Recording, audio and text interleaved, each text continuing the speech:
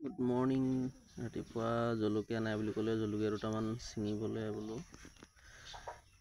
B জলকীয়া ৰুইছিলোঁ মানে এইবিলাক বস্তাত এনেকৈ দিছিলোঁ যেমান এইকেইটা ছিঙি লৈছোঁ। এইকেইটাই দুদিন তিনিদিন গুচি যাব আৰামত।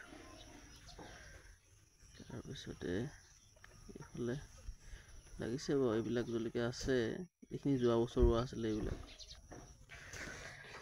ইয়াৰ দেখিছে, এইখিনিও মানে ইয়াৰ এটা চাম পকিলে ছিগিলে সৰি গ'লগৈ। এনেকৈ যদি বীজ জলকীয়াটো মাটিত দিয়া হয় নহয়, ই 2-3 বছৰে থাকে।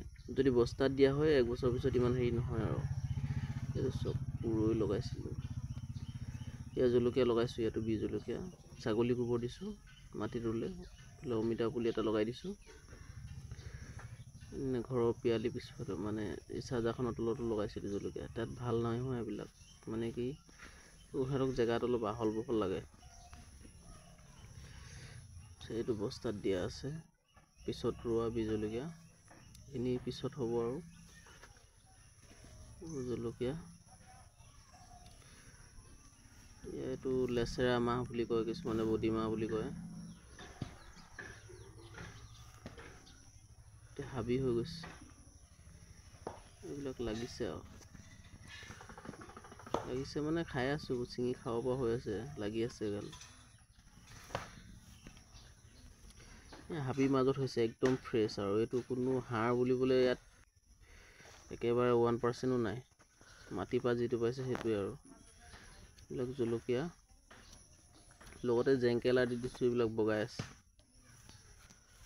নিজৰ মতে বগাই থাকক। এইবিলাক জলকীয়া দেখিছেনে, এইবোৰ যোৱা বছৰৰ জলকীয়া। এইটো এটা মানে সম্পদ বুলি ক'ব লাগিব। এইটো বহুত বিচাৰি পোৱা নাছিলোঁ, লাষ্টত আনিছোঁ এইজোপা জলকীয়া। দেখিছেনে, এইটো মই ঘুনাসুতিৰ পৰা আনিছিলোঁ, পুলি 4টা, এটাই বাচিছিলে, এইটোৱে। তাৰো ছাগলীয়ে খাই পিনি মাৰিছিলে এডাল, তাৰপৰা সেইডালৰ পৰা হৈছেগৈ এতিয়া কণ জলকীয়া। এইবোৰ দেখিছেনে জলকীয়া, এইবিলাক পকিছে মানে পকি সৰি যায়গৈ, চৰাইও খায় নহয় এইবিলাক।